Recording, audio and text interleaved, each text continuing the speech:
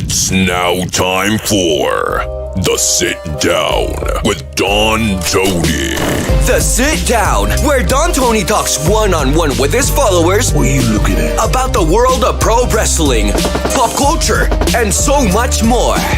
The Sit Down with Don Tony. And now, your host, Don Tony.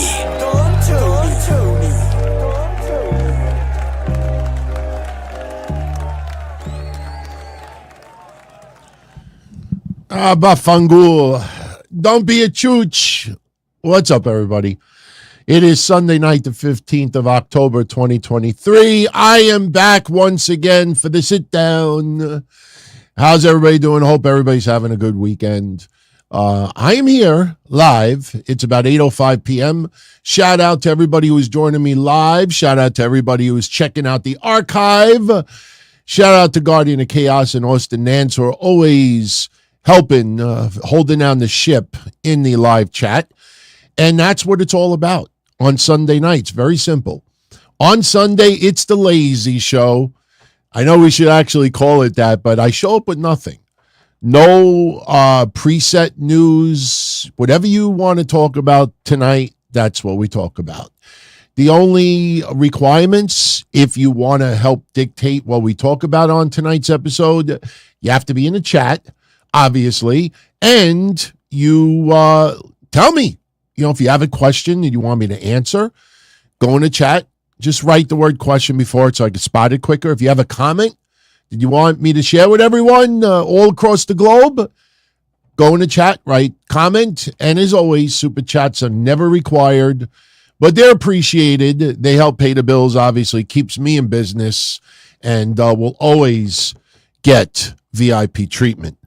So, with the incidentals, the formalities out of the way, let's kick this off, because I know your time is precious as mine, and I know you guys have a lot you want to talk about. All right, before we get into that, I saw that, who is this? Sal posted a $10 super chat right before we started. Evening, DT. What are my thoughts on Billy Corgan bringing back the territories? I don't have a problem with it. Good luck. And I don't mean that in a nasty way. Listen, Billy Corgan has done a good job with NWA in the last bunch of years. I still feel that he never recovered from COVID. Yes, they're still in business. Yes, they actually have a pretty damn good roster. There's some great talent on that show. But when COVID hit, and they really took that hiatus, it killed a lot of their momentum. And they also had a lot of talent that were allowed to get up and leave because they were not paying or doing shows. I mean, listen, COVID was a serious thing, so I'm not going to criticize him. But, when you got your Thunder Roses leave and your Ricky Starks leave and you leave others, you have others leave. For some reason, Zicky Dice just hit a brick wall and he ended up quietly leaving. And my God, you never really hear his name all that much. And yes, I know he's made appearances, on television, AEW, Ring of Honor, whatever. But as far as bringing back territories, I think it's more of a money play. And I also think it's a way of trying to keep NWA's name seem bigger than what it is. Back in the mid-2000s, now, I haven't been able to do any research. I'm seeing this question live on the show. But I do remember in the mid-2000s when I was working behind the scenes with Frank Goodman and USA Pro Wrestling, 3PW, NWA Cyberspace, which was kind of like a developmental. See, this is what you got to understand too. It's not developmental territories. It's territories. You got NWA Ohio. You got NWA New York. You got NWA New Jersey. I remember, I can't remember his name right now, but NWA Cyberspace. That was New Jersey's NWA. And they had territories in the mid-2000s. But honestly, those territories really didn't amount to any profit. And in the mid-2000s, and I have a feeling this is going to happen with Billy Corgan, Bill Behrens. Anybody remember the name Bill Behrens? Bill Behrens worked and was a high up in NWA TNA. And in the mid-2000s, I would say 2005 maybe, 2006, around that time period, they announced that if you had an indie promotion and you were not under the NWA banner, you could book TNA talent, but you had to pay a fee. And I think the fee was like 15%. And that may not sound like a hell of a lot of money, but if you book 6, 8 wrestlers on your show that worked in TNA at the time, and listen, here in the Northeast at the time, you had the SATs, Amazing Red, Christopher Daniels, AJ Styles. You had some pretty, big names. And now if you paid them $600-800 each, and you now got to dish out another $100, $130 for each guy, that adds up pretty quick, especially when you're an indie promotion and you'd be lucky if you draw 500 people. So, a lot of promotions were pissed off. And I remember, I think it was 3PW that what they did, and Jasmine St. Clair was very, very smart. I don't know how far they went, but right before the fee began for NWA TNA, she booked AJ Styles and somebody else. It might have been Christopher Daniels for the remainder of the whole year. So before the fee went into effect, promotions were trying to sign deals with all these TNA guys and get them deals for shows in advance. Because once you inked the deal, as long as it was before the fees were instituted, you didn't have to pay it. I don't know how long NWA was able to do that with the fees. I know it fizzled out after a few years because promotions were not going to pay for it. So honestly, as far as Billy Corgan goes, I wish him well. The thing is, with all due respect, AJ Styles and Christopher Daniels is not EC3 and Colby Carino. You know what I mean? So you look at NWA's current roster, who in Ohio, who in Jersey, who is under the radar that no one knows about that is going to suddenly become, that kind of value. If there's names out there that should be discovered, I'm sure WWE, AEW, MLW, I'm sure they would have scouted. They have people scouting promotions. So I think this is to keep the NWA name alive, to make it feel bigger than what it is. If you have NWA Ohio, NWA Texas, NWA Colorado, it feels big. But if you look at NWA Ohio and their champion is Joe Schmuck, you know what I mean? So I don't blame Billy Corgan for doing this, and I hope he succeeds. But this is not, the mid-2000s NWA. So that's what I have to say about that. So thank you, Sal, for that. Much appreciated. One Fall. My God. Thank you, my friend. Sending, let me go call Uber. Uber Eats. No. Thank you. I really appreciate it. One Fall Podcast sending a 50 spot.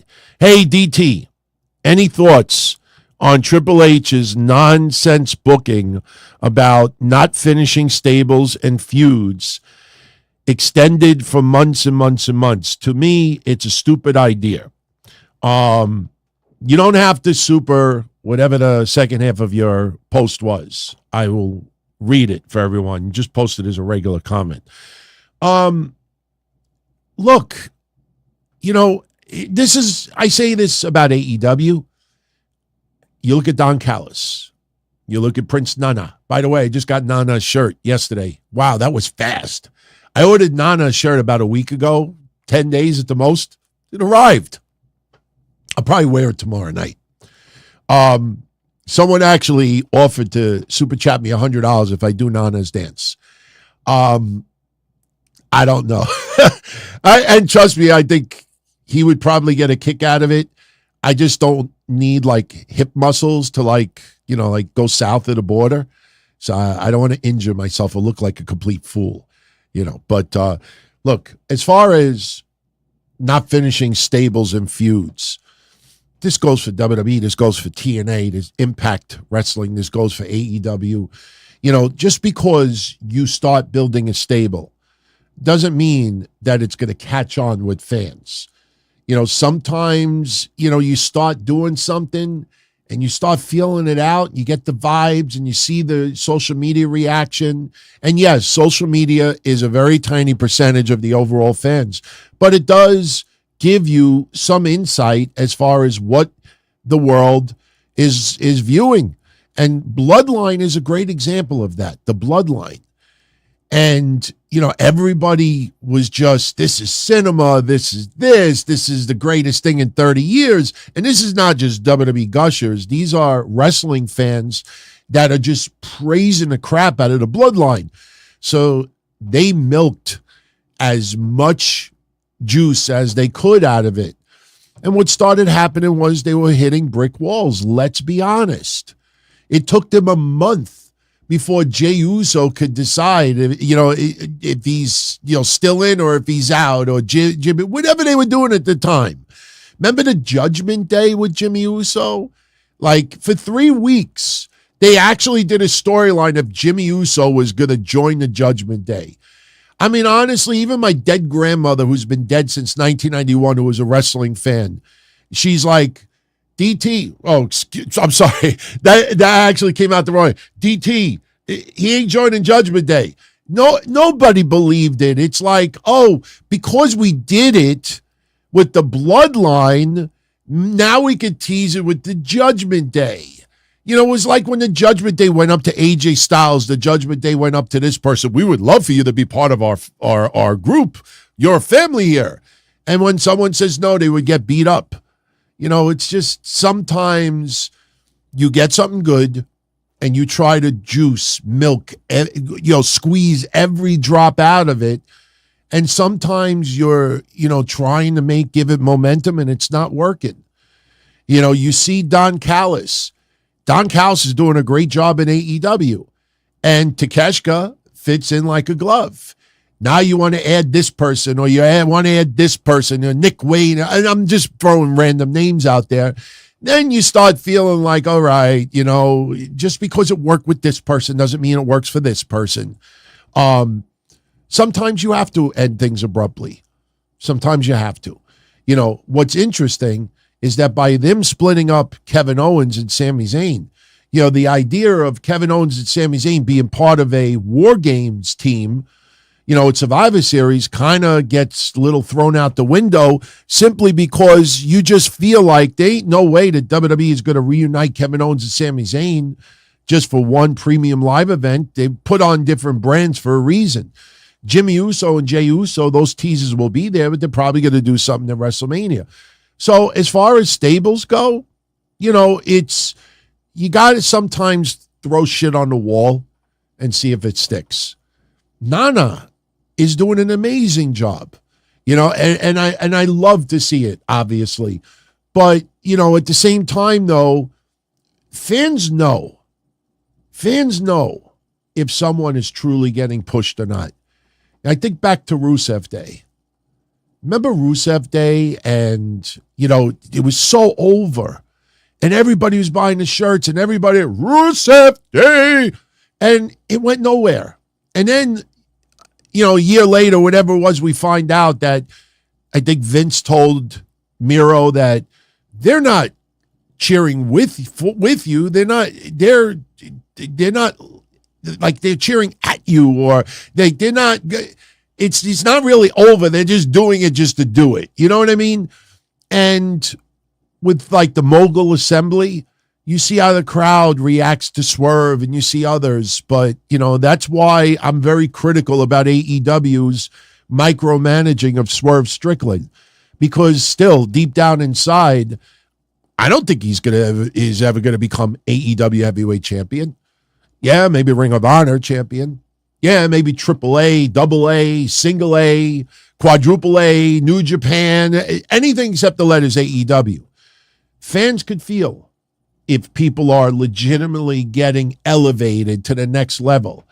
With all due respect, Nick Wayne main evented a Dynamite. So just because Swerve main events or someone else main events, we've had people main event Dynamites, that you're like, okay, why? Because he's in his hometown. Sometimes you got to throw shit on the wall and see if it sticks. But fans are not stupid. If fans think that, something that has legit momentum is intentionally not being elevated because management feels otherwise, they're going to put their attention somewhere else. So thank you, One Fall, for that. Thank you. All right, let's go over to the chat. Will Viral Sport, Rally 1. Have I noticed women and wrestlers like Tegan Knox, Xia Li, Indi Hartwell, Johnny Gargano, all appearing on TV? Triple H's decision, do I think, to use everyone, not just use them on the WWE main event? Yeah, I definitely think it's a Triple H decision. I'm not criticizing it, but like I said a week ago, I see people out there, and I'm not just talking about the everyday wrestling fan. I'm talking about writers, podcasters, and people that have, some, amount of legitimacy, that simply because they're back on TV, that all is well in WWE creative. Oh, thank you. Vince is no longer in charge. Oh, we finally getting Cameron Grimes. Look, Cameron Grimes is back on TV. Thank you, Triple H. That Elmo with the fire. And meanwhile, I'm saying to myself, does anybody really think Xia Li is going to get any fucking type of push whatsoever? Honestly, I am one of the biggest fans of Xia Li. She's not at the top of my list, but I'm one of the biggest fans. But just because she gets a random match against Becky Lynch doesn't mean that suddenly she's back on TV and in the title hunt.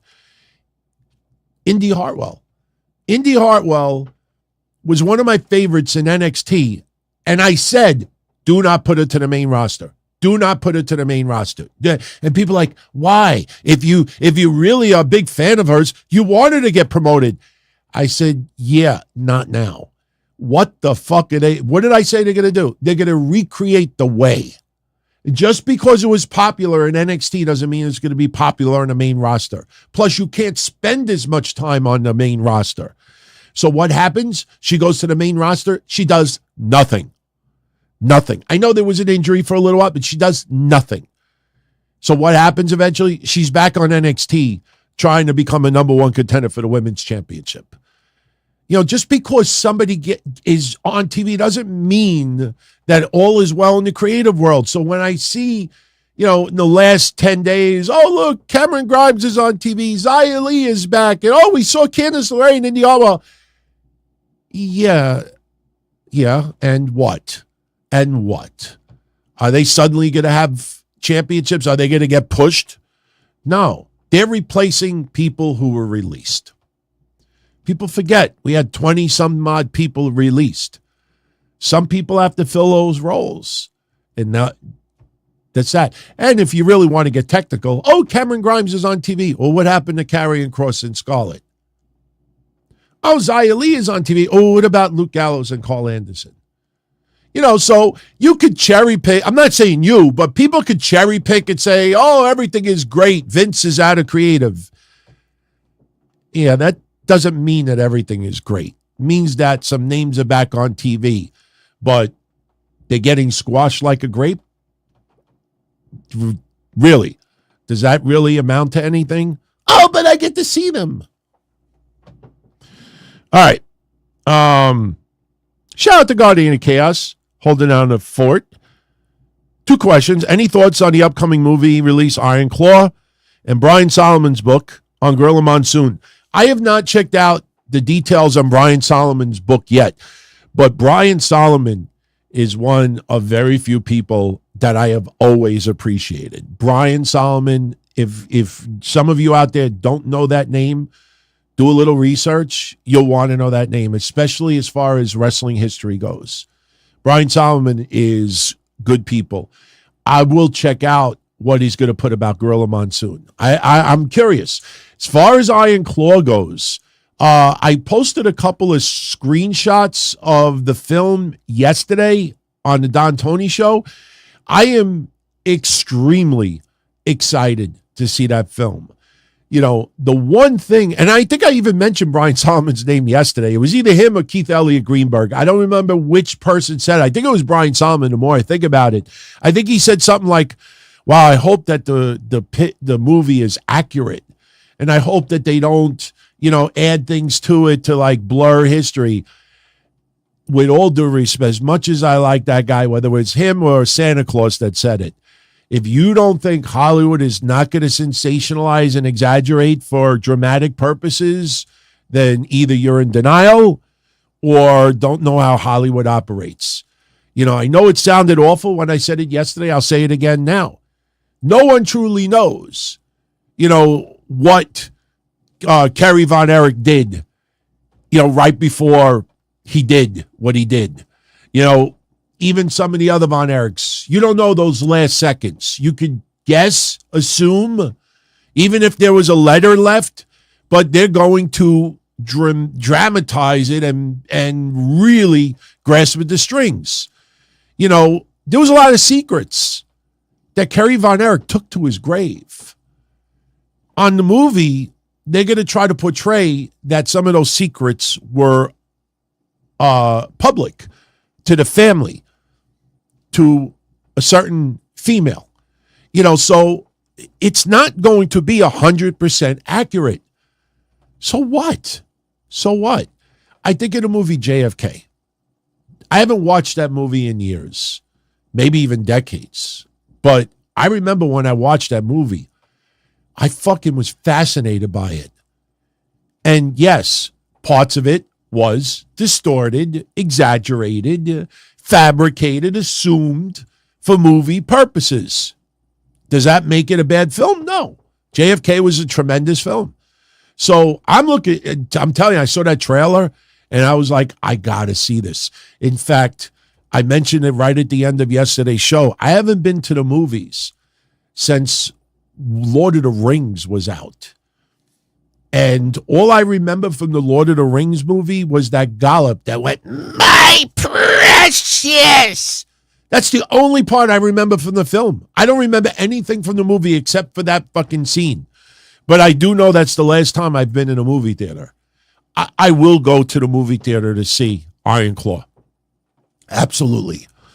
And I might be going to Florida in February. So if I don't see it immediately, I may wait till February and see it in a movie theater in Florida.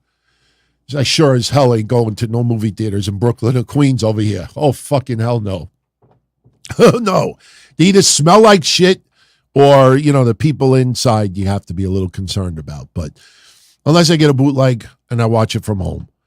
But, yeah, I really can't wait to see that movie. Absolutely. That is a movie that I promise you all, even if you know nothing about the Von Erich family, you'll want to see this movie. You will. From what I've seen so far, it looks almost impossible for them to fuck it up. So, all right. Let's see. Jonathan Mitchell, who likes the general manager of SmackDown? I thought Nick Aldis did a great job. He did a great job. I mean, they should have done the GMs a year or two ago. Even when they were doing the drafts, they should have had Sonya Deville on one brand, Adam Pearce on the other. They never did that. Now they're doing it with Nick Aldis on SmackDown and Adam Pearce on Raw. I absolutely am into it. I mean, we know what GMs are. GMs have been around for decades. We know what they are. But I always bring up Cody, saying that you won't see a GM in AEW because nobody believes that the GM really has power. Guess what? Nobody believed that Jade Cargill legitimately pinned 90, 100 people. Nobody believes that this part. It's everything about pro wrestling is entertainment. Everything about it is. And what's more believable?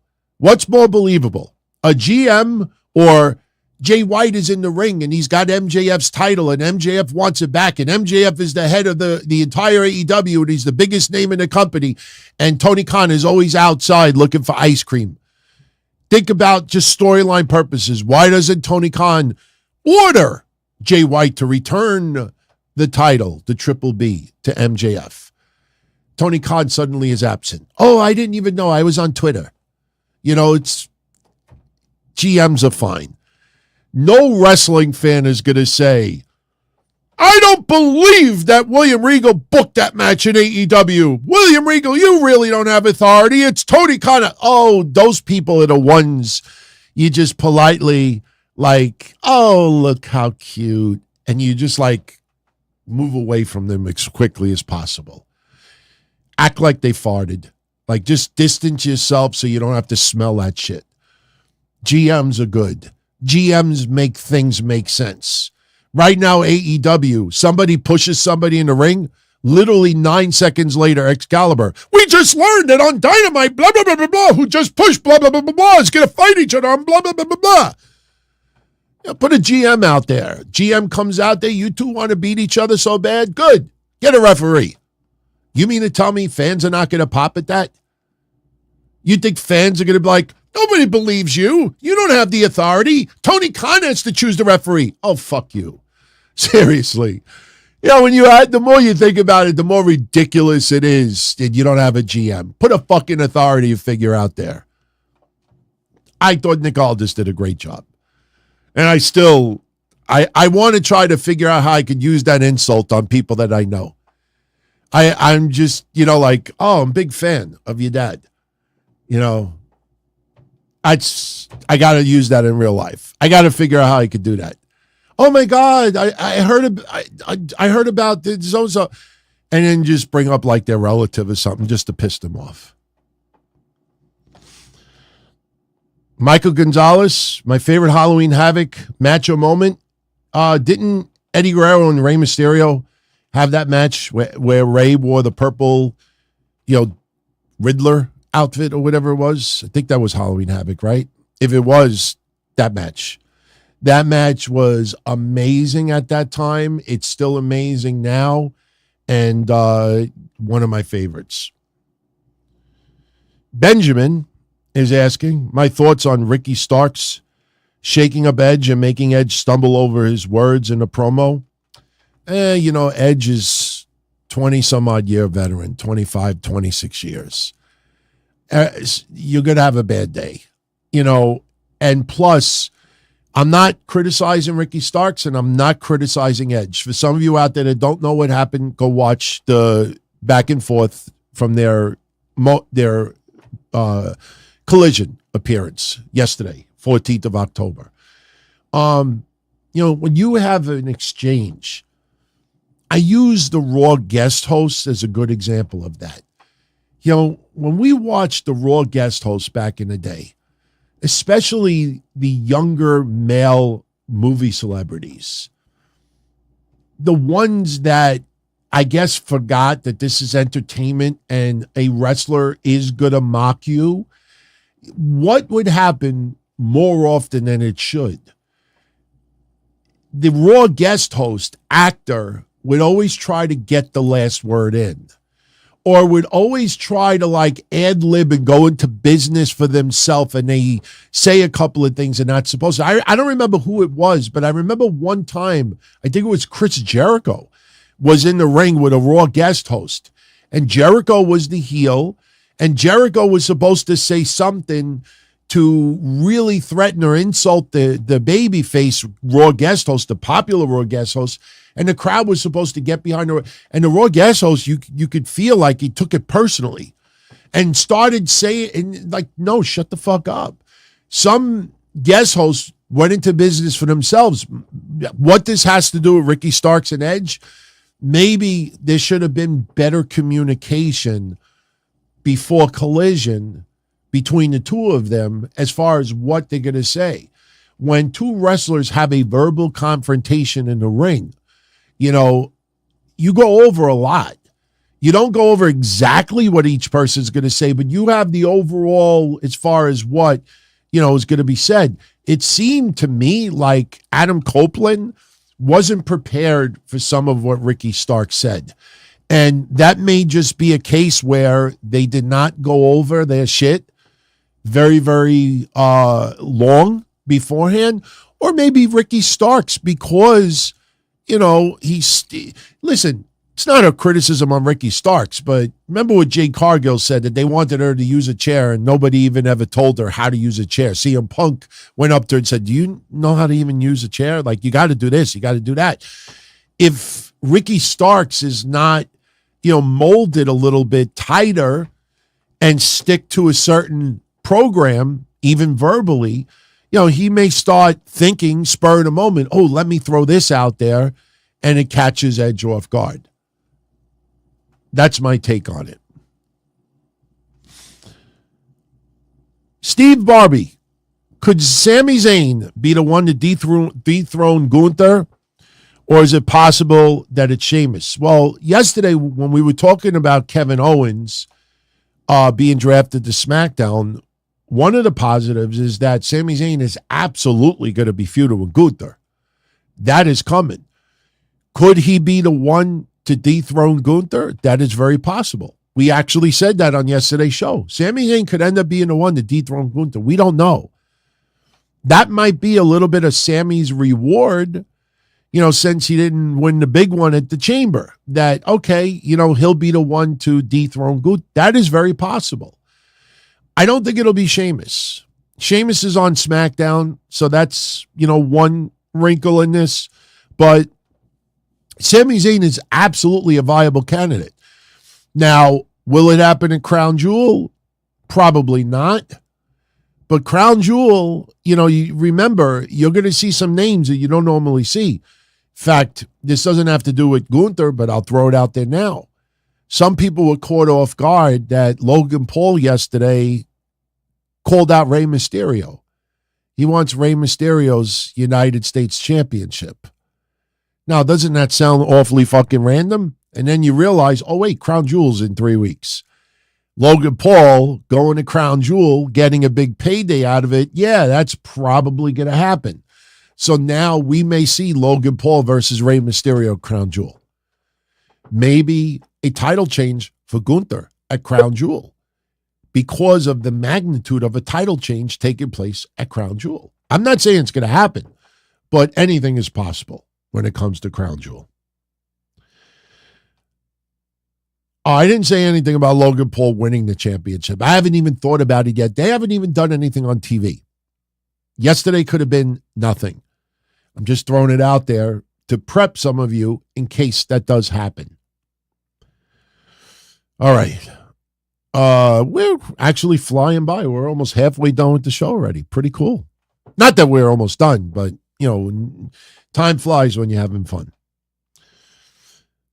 All right, let's see. C. Henry, could AEW benefit by having TV writers for their programming? Well, you don't know if they have writers or not. They do have a lot of people working behind the scenes. We don't know what goes on in creative meetings, and no one else out there knows either. There are some wrestlers behind the scenes that do have input, but, as far as TV writers, are you talking about other wrestlers, non-wrestlers, Hollywood? When WWE had Hollywood writers back in the day, some people hated it because you would see storylines and you could tell that whoever was writing it knew nothing about pro wrestling. You don't know what goes on behind the scenes in AEW. It does appear that Tony Khan comes up with everything, but that's not necessarily the case. So, for all we know, they definitely do have some writers behind the scenes. Absolutely, they have some writers.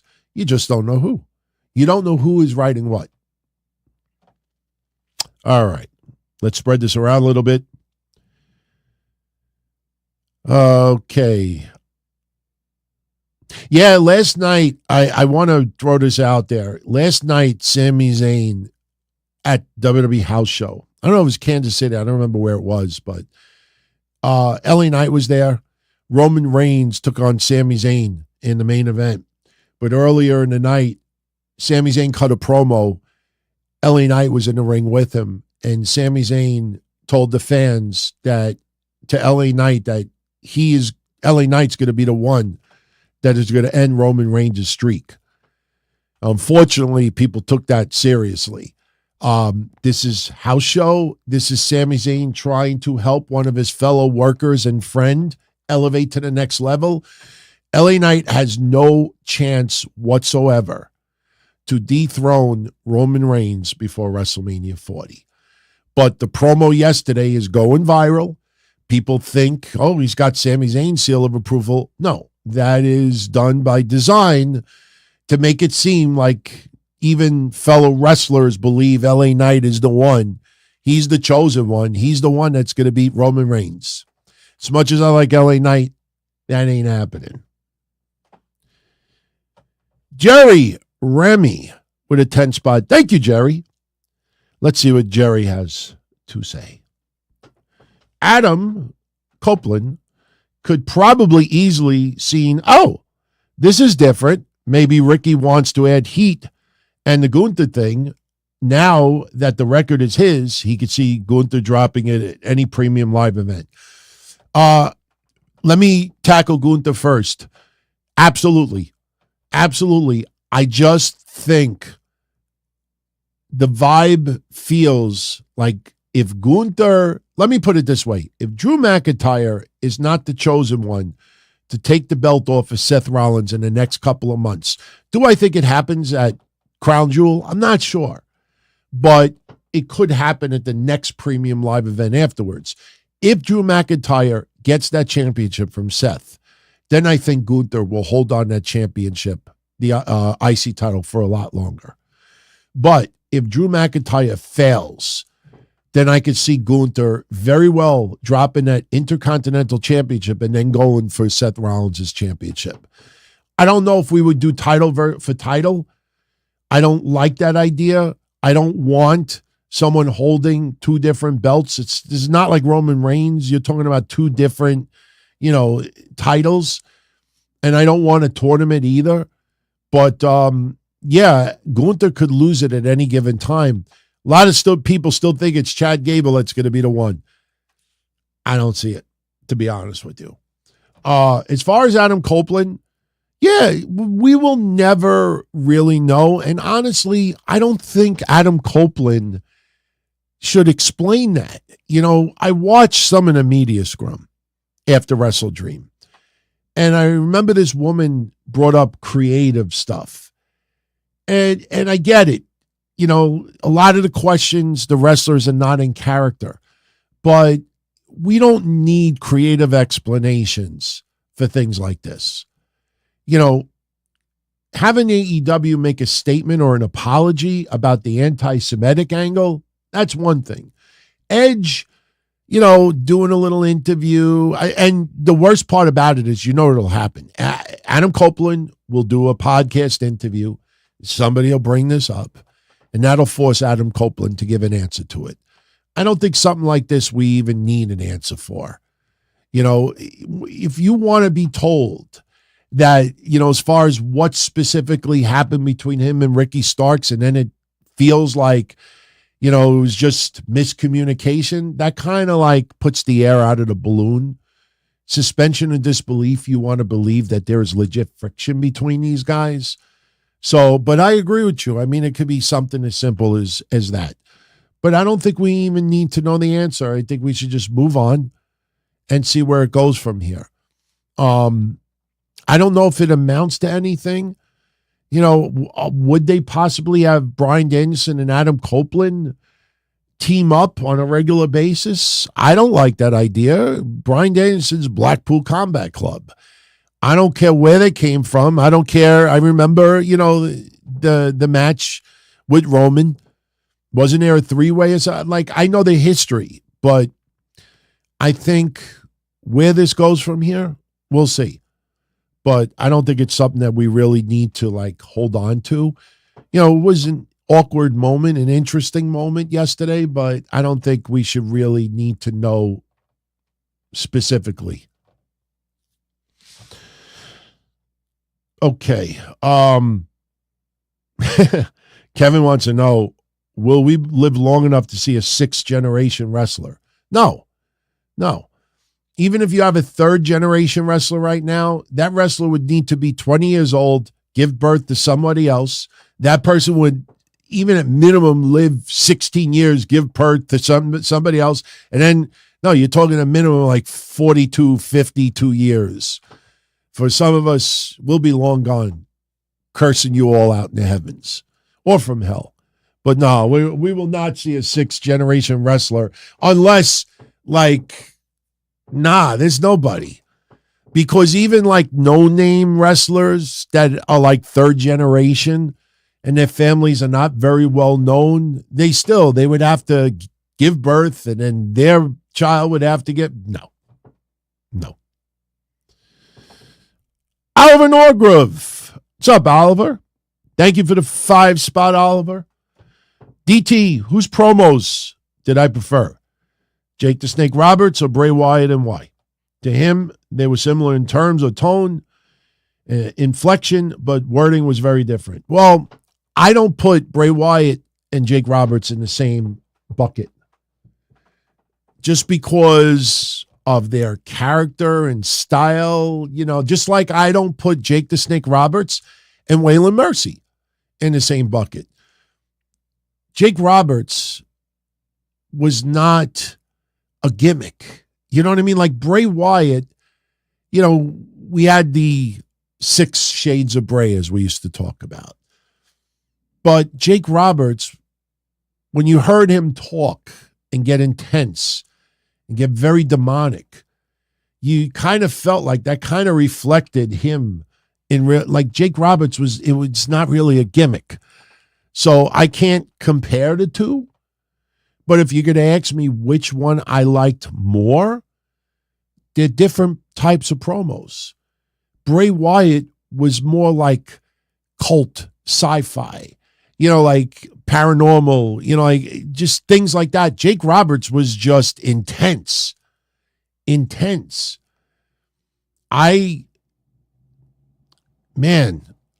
unfair for me to choose one or the other, but if I really had to choose, even though Bray Wyatt was my favorite for many years, Jake Roberts.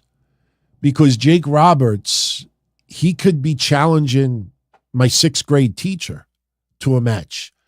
Jake Roberts would cut a promo from the 80s and you just like stopped what you're doing and you would get into it. And for some reason, you just felt it. You wanted to see that match. Jake Roberts was spectacular with his promos. It didn't feel like a promo.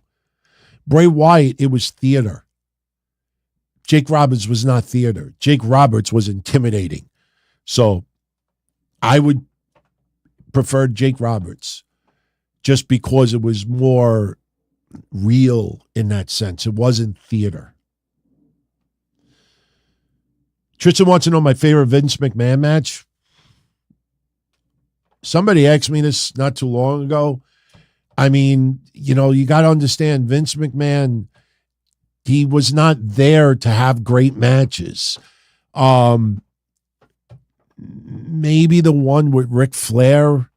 I mean, the Steve Austin one, I'll never forget when they fought on Raw. In fact, isn't that like the highest rating ever that night? But when he came out, we already knew that Vince was jacked. But when he had that tank top, the wife beater on, and he was like this, I remember Jerry Lawler specifically, like baffled, like how jacked Vince McMahon looked. But I don't remember Vince matches and like what was my favorite. They were all storyline driven. His match with Brett, Steve Austin is the greatest feud ever. But Vince, I think this week is the anniversary of Vince versus Stephanie. I think it is the anniversary. It's either this week or next week is the anniversary of Vince McMahon versus Stephanie in the ring. And that was awkward. Vince versus Shane was okay. All right. Byron is asking, am I excited for WWE 2K24? No, not yet. I mean, I don't know how much different it's going to be compared to 2K23. I mean, when you see the way the games are now, they just tweak little things. If there's a completely different engine, all right, maybe I would feel a little. No, to me, it's the same vibes I had with 2K23. When it comes out, we'll see what the improvements are. But no, I mean, I haven't really been like, oh, I can't wait for it. I mean, back in the day, when there was like the Madden games, when the Madden games first came out, like you couldn't wait for the following year. The difference is back at that time, every year there would be like substantial improvements to it. I don't know if it was World Series baseball that was on Genesis. Some reason there was a baseball franchise, but the EA Sports back in the day, every year you expected big upgrades. I don't necessarily know what kind of upgrades are going to be for 2K24. So Rocky Red is asking, with his arrival official, do I think Nick Aldis, Magnus, will finally wrestle in WWE? How cool was it to see Nick and Cody share the ring together? Yeah, I remember the rivalry in NWA was not that long ago. I'm happy that he made his debut. It felt right. It felt like it made sense. People bought into it. And you put Dominic Mysterio in there, and he insults the crap out of Dominic Mysterio. That's a good way to start. You know what I mean? I'm sure some people online, storyline-wise, were not happy that he gave Charlotte a rematch. Everybody seems to look the other way with that. You know, people can't stand, Charlotte, she's always in the title picture. Nick Aldis gives her a match, and people are quiet about it. So I like it. I like it. Very much like it. Okay. Jerry Ramey with another 10 spot. Thank you, Jerry. Jerry asks, DT, I can't put a finger on it, but if Cody feels ice cold, I know The Rock showed up. Oh, he feels Cody is ice cold right now. He knows The Rock showed up, but it feels like not in 24, it's time to move on. Look, this is the best way I could describe this. And believe me, when you do this for 20 some odd years, you do feel a lot of repetitive things happen. When you get in, and listen, if you think that I'm wrong, go do the research and you'll see. When you get in the September to November months, football is back, Raw ratings decline. If you look at a year ago, 2 years ago, even 3 years ago, AEW, right around this time, you see articles. I swear to you, I will never do a show again if I'm lying. If you Google and do a date search from October to November from last year, October to November the year before, go back 2 years, you will see articles from some of your favorite journalists having discussions about concern about the AEW audience, the attendance going down, the numbers going down. They wrote about it a year ago. They wrote about it 2 years ago. They really didn't write about it 3 years ago because we were getting out of COVID and obviously things were a different environment at that time. My point is, wrestling usually does get a lull in the fall months. Once you get past Survivor Series and it starts the road to the Royal Rumble, that's when WrestleMania is somewhat in sight. That's where things start picking up. Then you have Survivor Series, you have War Games, and that kind of picks it up a little bit. Then you get to the road to the Royal Rumble. In a couple of months, the feeling of Cody Rhodes being ice cold will go away. It went away last year. It went away. It'll go away this year. Every year at this time, certain things about wrestling do get cold. Again, you're more than welcome to do the research. Search around mid-September to mid-November and look at the articles that come up. You will see it almost immediately come up. Concern over AEW attendance decline, ratings decline, and it's always in the fall months. So Cody right now, yeah, you're going to hit some lulls because you can't have Cody and Roman rekindle their feud 6 months before WrestleMania. So they kind of tease it, reintroduce it, then you wait a couple of weeks and you go from there. So in 2 months, that vibe will be gone. I'm pretty confident that vibe will be gone. Mike Lee wants to know, do I think Sting will announce his retirement Wednesday? No, I don't think so. I think if he was going to announce his retirement this soon, he would have done it on Title Tuesday. Sting has a major announcement for AEW fans. I would have put that on Title Tuesday. There's a couple of things that AEW should have put on Title Tuesday. Yes, you look at it now, I mean, you're Monday morning quarterbacking it. But if they were this close of Sting retiring, announces retirement, I would have done it last Tuesday. So no, I don't believe, he might tease that it's beginning of the end. Then maybe there's a confrontation. And he's not done just yet. So that's my vibe. Why would you just do it a week later? I wouldn't do that. Okay.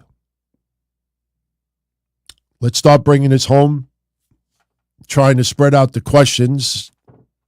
If anybody has a question that hasn't asked one yet, you're more than welcome to. Twix is asking me my thoughts on Joker Sting. I didn't like it at first, but then I thought it was a pisser. It was just so out there. I thought after a while, I thought Sting was legitimately having fun with it. I mean, it was just goofy, but it caught on for me. Like when he first did it, I thought it was, what the fuck are they doing with Sting? Then after a little while, it legitimately felt like Sting was having fun. When he did that Joker about a month ago, when he did that promo in AEW, I loved it. I thought it was hilarious. When you feel like he's having fun with that character, yeah, I didn't like it at first, but after a while, it caught on for me, and I enjoyed it. I mean, TNA didn't do the greatest job with it, but I still thought it was good. Bobby Means, with the decline of TV, he thinks Amazon Prime Video is going to make a pitch for Raw and possibly WWE media rights as a whole once the Peacock deal is up. Yeah, that is definitely something to think about. Look, when WWE was up for sale, and you actually had wrestling websites report that the Khans were interested, Tony and Shad Khan, you knew that was asinine clickbait just to get people. And and you look back on it, it's like embarrassing how many legitimate people in the wrestling media that actually talked about that. There was no chance for Shad and Tony Khan to buy WWE. Asinine, moronic, clickbait. Amazon Prime, though, making a pitch for Raw and NXT, yeah, I believe it. Amazon Prime making a pitch to have WWE on their network, yeah, I could see that too. Even though I'm used to Peacock, I don't visit Peacock like I did with the WWE network. I go on Peacock more to watch On Patrol Live than I do to watch WWE. I go on Peacock 8 times a month to watch On Patrol Live. I go on Peacock 2 times a month to watch WWE. The WWE network, once it became Peacock, especially early on, I just couldn't buy into it. So ever since they left, I mean, the WWE network's still available for those outside the United States. A lot of people don't know that. I could turn on my Norton VPN and watch the WWE network right now. The old school section used to be my favorite, but they never updated it. So, but yeah, Amazon making a play. Yeah, absolutely. Right now, a bunch of websites are all clickbaiting about the idea of Raw leaving Monday nights as a possibility. That was a discussion you and I had couple of times months ago. That is a legitimate possibility. If a network or streaming network wants to give enough money to WWE, but the catch is that Raw is on Tuesday night instead of Monday night, Raw will move to Tuesday night. Absolutely. Do I think it's going to happen? I'm not sure. But yeah, that is definitely a possibility. Triple X, thank you for the 555. Love that number. That actually was my grandmother's home address. Can't say the street that she lived in Ridgewood. Well, actually, I can. Well, no, I can't, because then you could look up the street, the address, and you could probably pull her name. Then you could pull my whole family tree. Then you could try to commit credit fraud against me. You wouldn't get much because our credit is not that great, but 555 was actually her home address. Another Nostradamus with Jade Cargill crossing Charlotte, they're impassing on SmackDown. WWE AEW writers watch podcasts like me and change script based on us and our logic. I don't think like WWE or AEW or Impact or MLW, I don't think any of them change their writing because of what podcasters say. But wrestlers who enjoy podcasts will take ideas from podcasters or even fans. You know, just because somebody works for a wrestling company doesn't mean that their ideas will 100% of the time always be better than a fan's ideas. Sometimes fans come up with tremendous ideas. Listen, me calling Jade Cargill and Charlotte Flair months ago was something that a lot of people brought up. It's just that most people out there that podcast and they just want to put up the clickbait part of things, not the real conversations like tomorrow. I'm sure a lot of you saw the thumbnail preview for tomorrow's show. I don't normally do that, but I wanted to do it because I want to be the only person out there that's doing this. I saw people, I don't want to say any wrestlers, but some legendary wrestlers who have podcasts. They have a big letters. WWE says to CM Punk, "We don't want you." And two of these wrestlers are legendary. One was a manager also. And I'm looking at their shows today and I'm like, why even do that? You know that we're only in October, that we're nowhere near WrestleMania, that WWE is not going to say flat out no to CM Punk this early in the game. We're so far away from Mania. And to turn around and buy into because Meltzer says that WWE said no to CM Punk. These are I'm a fan of Meltzer's, but this is the same camp that wrote so much negative stuff about CM Punk. And when he got fired from AEW, I remember watching, I'm not in a bizarre world, I remember watching Dave Meltzer and Brian Alvarez not even 2 months ago saying we weren't hard enough on CM Punk. That Dave Meltzer was saying that, we were actually, very lenient with his stuff, that we weren't hard enough. And now I'm supposed to buy that his connections are close to CM Punk? Or who in WWE management do you think talks to anybody in the wrestling media world that says, TKO Group Holdings told CM Punk, go fuck yourself, we don't want you? This is not Vince McMahon's WWE anymore. Chairman, Triple H, everything's got to go through TKO Group Holdings, Inc., LLC, whatever it is. So, people don't want to focus on common sense. They want to talk about whatever gets the most attention. And then when the obvious comes out, then they change their ways. When it gets closer and you see that CM Punk is a likely happening for Mania, you'll see people suddenly change their shit. Just like even with the Jade Cargill stuff, But no, I'm not no Nostradamus. I just look at things in reality, and I try to stay away from the clickbait. That's why we're always accurate.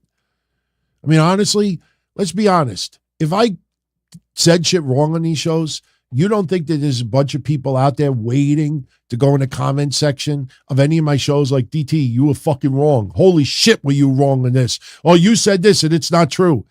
You don't ever see that because I stay away from that stuff. But tomorrow when we talk about CM Punk, yeah, CM Punk, WWE is not interested. Yet. Not yet. It's too early.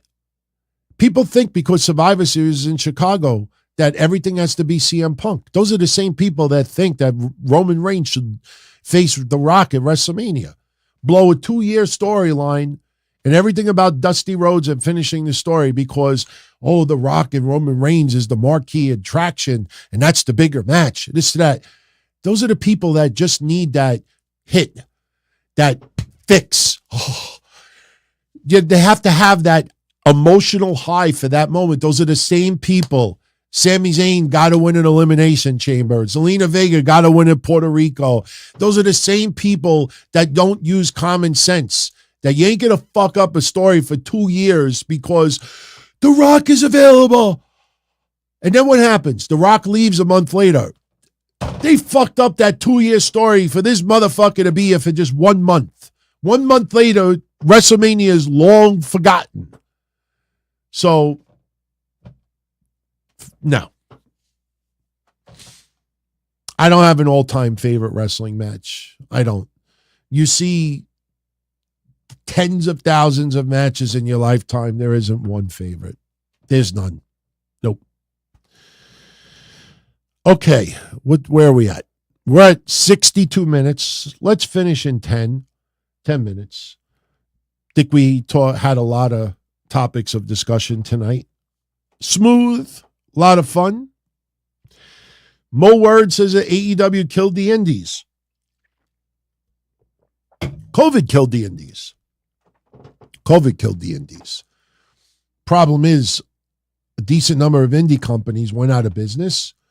Some momentum that MLW had and NWA had got fucked up big time.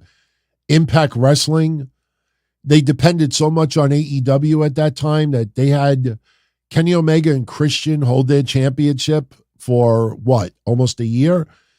And man, did that send the wrong message to not only the Impact wrestlers, but Impact fans that our own wrestlers are not strong enough to carry the championship, that we need a little rub for AEW. We weren't stupid.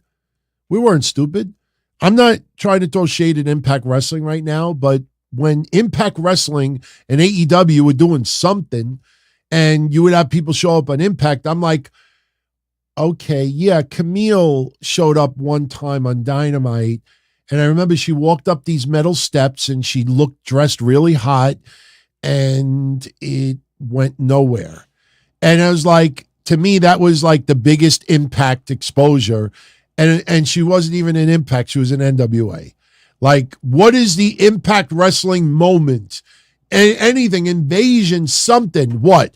That Don Callis is sitting in an outside truck with Gallows and Anderson, who were in Impact at the time? Like, of all that time, the only person who stood out to me the most was Camille walking up the steps, and I'm like, that should be Impact Wrestling.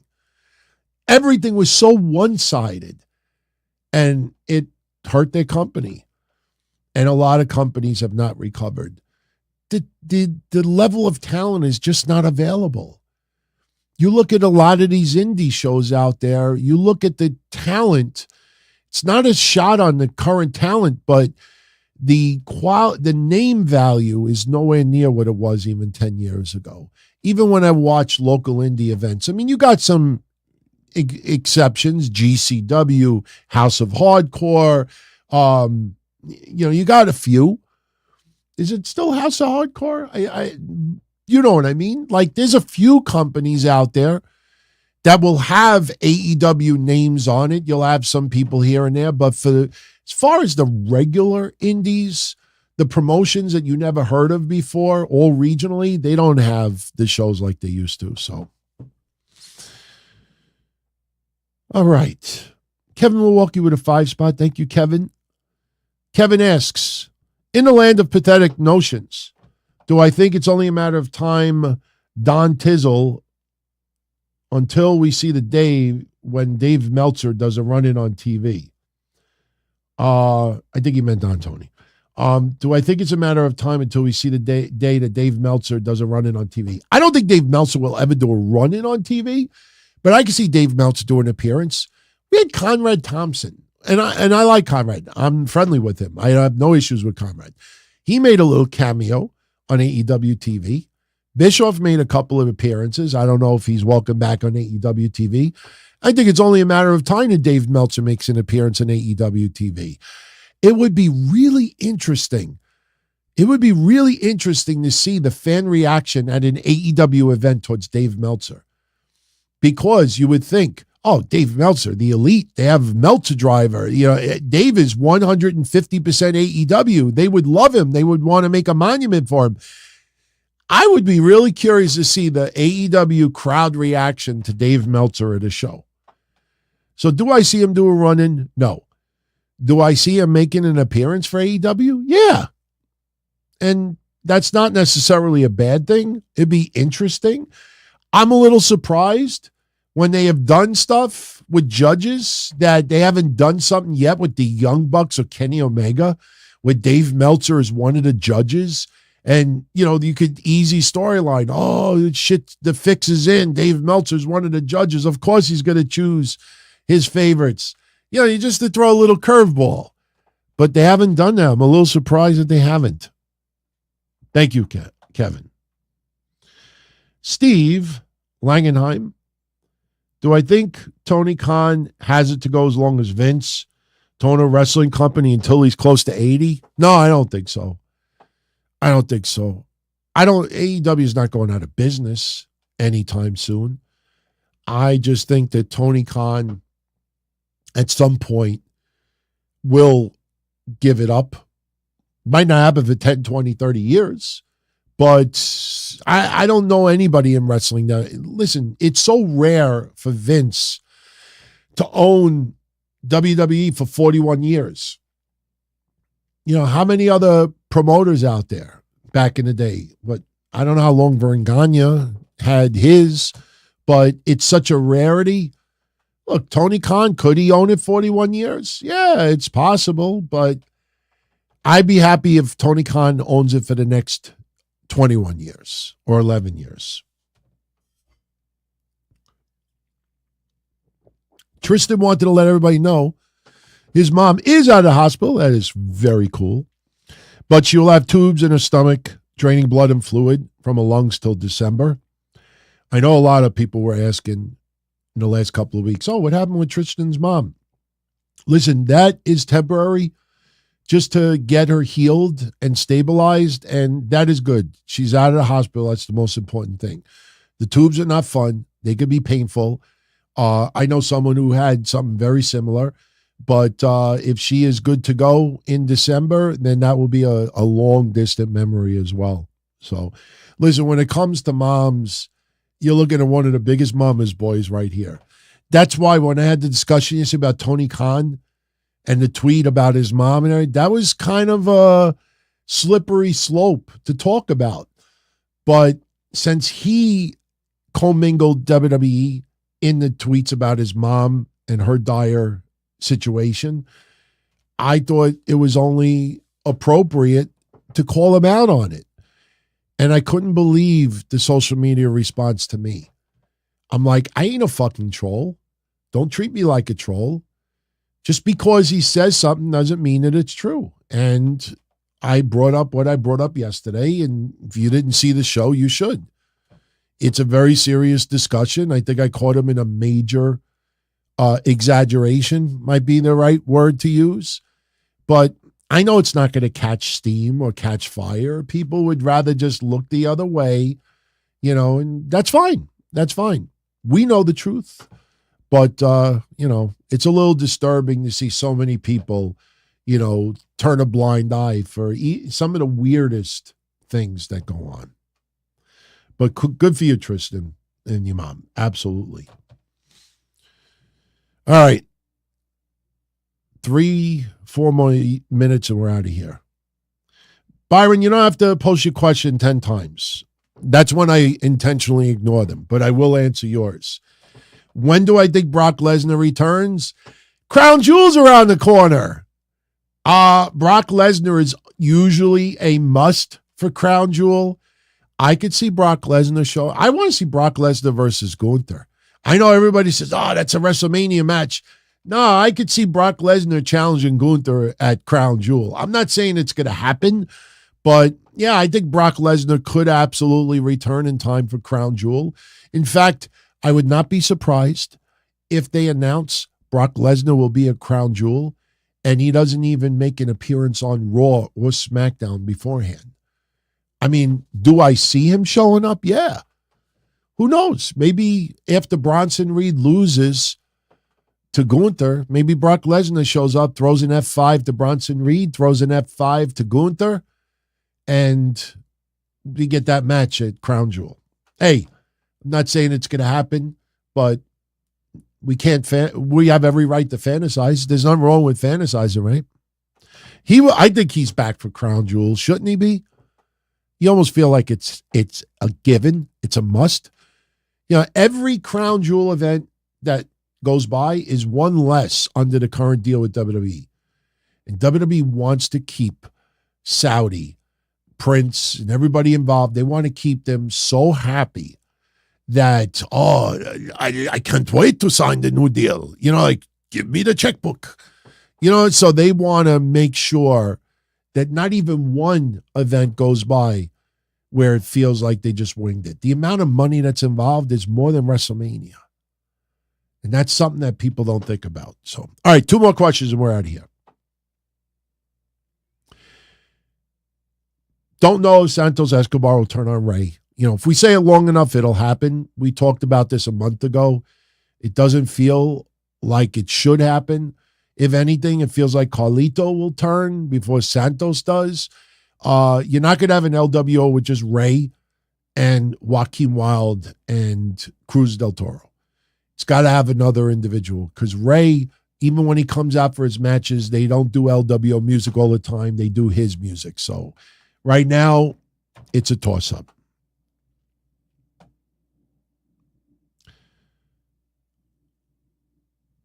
Chaos says Saudi Arabia may not and perhaps should not be viable with the instability of the region. Oh, no. If anything, listen, what's going on around Israel and the Gaza Strip is awful. That doesn't mean that Saudi Arabia is off limits now.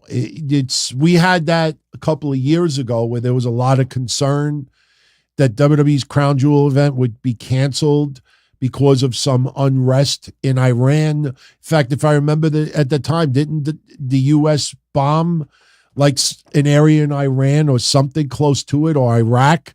There was a lot of unrest, and there was even wrestling websites at the time that were clickbaiting that the WWE event may be canceled. That wasn't even on the table.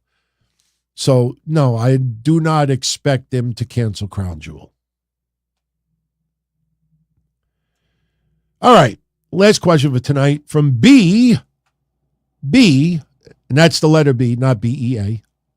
Do I think Gunther needs to drop the belt somehow to enter the world title picture, or could we see the same thing like Warrior or Goldberg? Well, we kind of had this conversation an hour ago. I don't want to see Gunther going against Seth Rollins title for title. That's what we were talking about earlier. It's not the Raw and SmackDown championships, even though Seth has a title now, like Roman Reigns holds 2 belts technically, even though they want you to forget that there was a red and a blue belt in the background. But Gunther, again, like I said earlier, if Drew McIntyre beats Seth Rollins, may not happen at Crown Jewel, may happen after Crown Jewel. I, as of right now, think Drew McIntyre is winning that championship. You do not do this tremendous character change to Drew McIntyre, especially after him not winning the big one at Clash at the Castle last year. I think if you're going to go this far with Drew McIntyre's change, you haven't won the championship. If he wins that championship, Gunther will hold on to that title for a little while longer, maybe even into WrestleMania. But if Drew McIntyre fails, and again, I don't think it's just one time, Even if he loses a crown jewel, doesn't mean that he's not going to win it the second time around. But if Drew ends up going through his feud with Seth and not win the championship, I think there is a very good chance of Gunther dropping that championship and then going for Seth. But you also don't want the impression, you don't want that visible aura of Gunther just losing a championship that is now a record, and then immediately after go for the heavyweight title. If you just think about that, it kind of sounds a little bit ass backwards. Wait, you just lost your belt. Why do you deserve a title shot for the bigger title? You just failed on the secondary title. Now you want the first one? You would have to have some space between the two. So I don't want to see Gunther versus Seth title for title. And I don't think we will have that. But if we do, sure, Gunther could get it. I just don't want to see a tournament. I don't want to see a tournament, but that could very well happen. Imagine this. Gunther versus Seth Rollins, title for title. Gunther wins.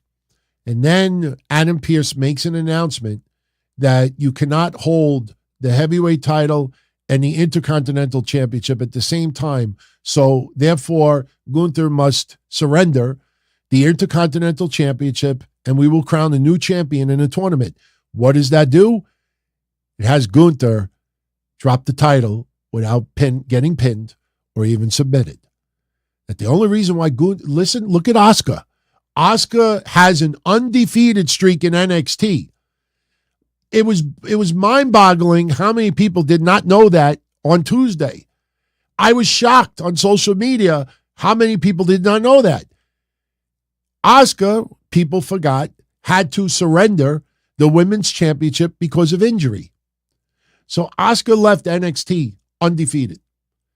Gunther could end up undefeated with that title. And I know you're going to say, oh, no, he's got to count that loss. He's got to beat the clock challenge loss. I get it. But he hasn't been pinned and he hasn't submitted to anybody.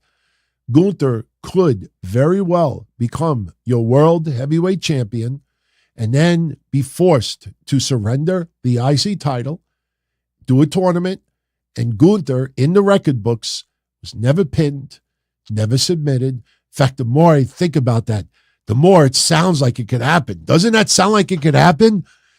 I mean, when somebody said earlier, like, maybe wrestling companies listen to podcasts for ideas, that's an awesome.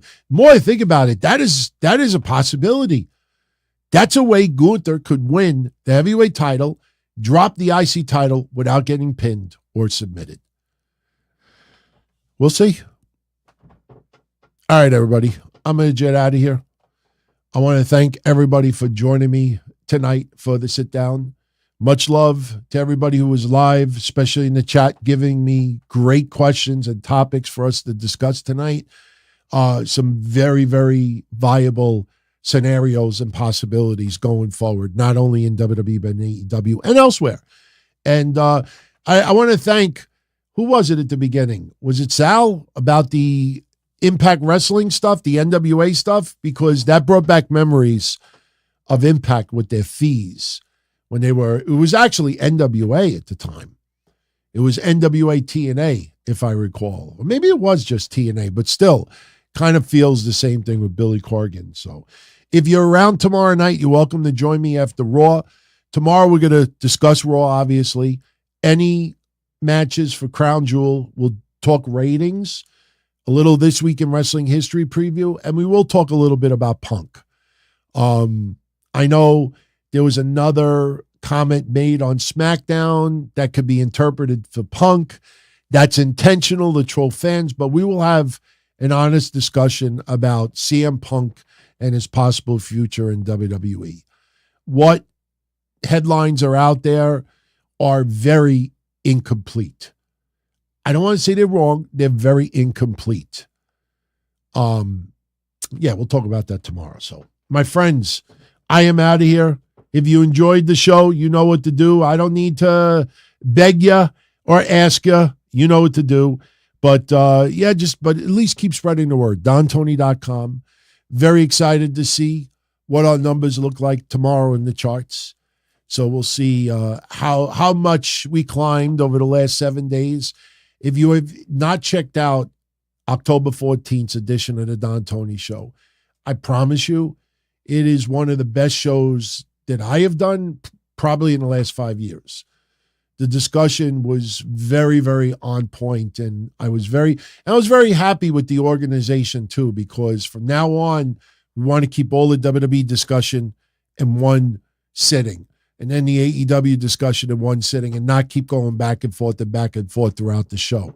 So that is something I am intentionally making sure we do going forward. So at least you know when we're talking WWE, everything that we have to talk about WWE related will be in that sitting. So be well, everybody. Have a good rest of your Sundays. All the best. As far back as I can remember, I always wanted to be a podcaster. For me to live any other way was nuts. To me, those goody-good people who worked shitty jobs for bum paychecks and took the subway to work every day and worried about their bills were dead. I mean, they were suckers. They had no balls. If I wanted something, I just took it. I ran everything. I paid the bills. I paid the host. I even paid the masked maniac. Everybody had their hands out. Everything was for the taking. We always called each other good fellas. You would always hear from somebody. You're gonna like Don Tony. He's all right. He's a good fella. He's one of us. But if you're part of my crew, nobody ever tells you they're gonna get rid of you. It doesn't happen that way. There weren't any arguments or curses like in the movies. See, your haters come with smiles. They come as your friends, the people who've claimed they care the most for your life. And now that's all over. And that's the best part. Today everything is different. There's lots of action. I don't have to wait around for everything like everyone else. Oh, I didn't get the vaccine? Fuck you, vaccine me. Oh, your delivery guy has COVID? Fuck you, feed me. Right after I moved here, I ordered egg noodles and ketchup, and I got spaghetti with meat sauce. I'm no longer an average nobody, while they get to live the rest of their lives like a bunch of schnooks. Hey, I know there's still quite a few of you still connected. I just wanted to put this out there. These are for older fans out there, just in pop culture world. I just got DM'd that Suzanne Summers passed away. Remember Three's Company, Chrissy Snow? She died 76 years old. I think a lot of you remember from Three's Company, but didn't she do a TV show with Patrick Duffy? I think she did a TV show with Patrick Duffy, and she had a lot of aerobics. She did the squat. Anybody remember the that sit-up machine, the crunches? I remember her with the crunch machine back in the 80s. But as I was going off the air, I was looking at my DMs, and a few people were letting me know that Suzanne Summers passed away. She had breast cancer. I thought she had breast cancer a long time ago, so it must have come back. But wow, and she would have been 77 on Monday. So she died a day before her birthday, it appears. So, all right, I just figured I'd mention it before we go off the air. So rest in peace, Suzanne Summers. Take care, everybody.